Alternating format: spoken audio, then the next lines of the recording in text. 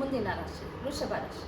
ನಿಮ್ಗೆ ರಾಶಾಧಿಪತಿ ಶುಕ್ರ ಗ್ರಹ ನಿಮ್ಮ ರಾಶಿಯಲ್ಲೇ ಇದ್ದರೂ ಕೂಡ, ಎರಡನೇ ಮನೆಯಲ್ಲಿ ಗುರುಗ್ರಹ ಇದ್ದರೂ ಕೂಡ, ಎರಡನೇ ಮನೆ ಅಧಿಪತಿ ಬಂದು ಬುಧ ಗ್ರಹ ಬಂದು ನಿಮಗೆ 12ನೇ ಮನೆಯಲ್ಲಿ ಕೂತ್ಕೊಂಡಿರ್ತಾರೆ. ಈ ಕಡೆ ಹೇಗಿರುತ್ತಪ್ಪ ಅಂದರೆ, ಕುಟುಂಬದಲ್ಲಿ ನಿಮಗೆ ಒಂಥರ ಉಸುಕು ಕಟ್ಟಿದ ವಾತಾವರಣ ಅಂತಲೇ ಹೇಳ್ಬೋದು.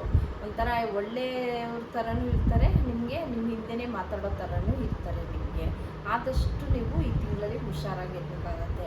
15ನೇ ತಾರೀಕುವರೆಗೂ. 15ನೇ ತಾರೀಕು ಆದ ನಂತರ ಏನಪ್ಪ ಅಂತಂದರೆ, ರವಿ ಮತ್ತು ಬುಧ ಗ್ರಹ ಎರಡೂ ಬಂದು ನಿಮ್ಮ ರಾಶಿಗೆ ಬರ್ತಾನೆ. ನಿಮ್ಮ ರಾಶಿನ ಬಿಟ್ಟು ಶುಕ್ರ ಗ್ರಹ ಬಂದು ಮಿಥುನ ರಾಶಿಗೆ ಹೋಗ್ತಾನೆ.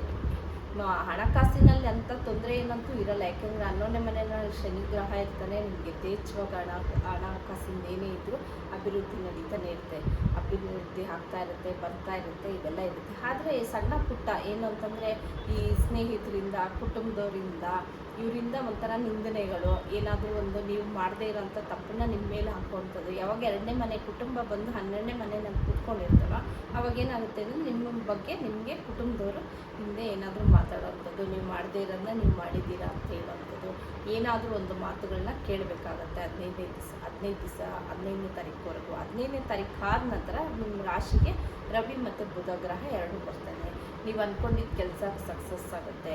ನೀವು ಯಾವುದೇ ಒಂದು ಕಾರ್ಯಕ್ಕೆ ಕೈ ಹಾಕಿದರೂ ಅದು ಕೂಡ ಸಕ್ಸಸ್ ಆಗುತ್ತೆ. ಯಾಕೆಂದರೆ ಆಲ್ರೆಡಿ ಎರಡನೇ ಮನೆಯಲ್ಲಿ ಗುರುಗ್ರಹ ಇರ್ತಾನೆ.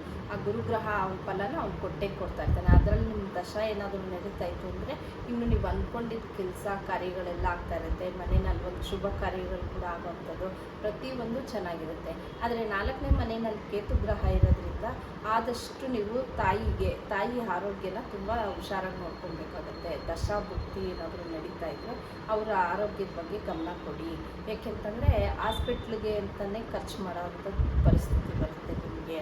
ಅಥವಾ ಏನಾದರೂ ಒಂದು ಮನೆಗೆ ಏನಾದರೂ ಮಾಡಿಸ್ಬೇಕು, ಮನೆ ಕಟ್ತಾ ಇರ್ತೀರೋ, ಇಲ್ಲ ರಿಪೇರಿನೋ ಅಂತ ಏನಾದರೂ ಕೈ ಹಾಕೋದ್ರೆ ಅದು ದುಪ್ಪಟ್ಟು ಖರ್ಚಾಗೋವಂಥದ್ದು ಇರುತ್ತೆ. ಅದನ್ನು ನೀವು ನೋಡ್ಕೊಬೇಕಾಗುತ್ತೆ. ವೃಷಭ ರಾಶಿಯವರು ಏನಪ್ಪ ಪರಿಹಾರ ಮಾಡ್ಕೊಬೇಕು ಅಂತಂದರೆ, ಆದಷ್ಟು ನೀವು ಒಂದು 15 ದಿನಗಳ ಕಾಲ, 15ನೇ ತಾರೀಕುವರೆಗೂ ಒಂದು ವಿಷ್ಣುವಿನ ದೇವಸ್ಥಾನಕ್ಕೆ ಹೋಗಿ ಹೆಸರು ಕಾಳನ್ನ ದಾನ ಮಾಡಿ ಒಂದು ಅರ್ಚನೆ ಮಾಡಿಸ್ಕೊಳ್ತಾ ಬನ್ನಿ.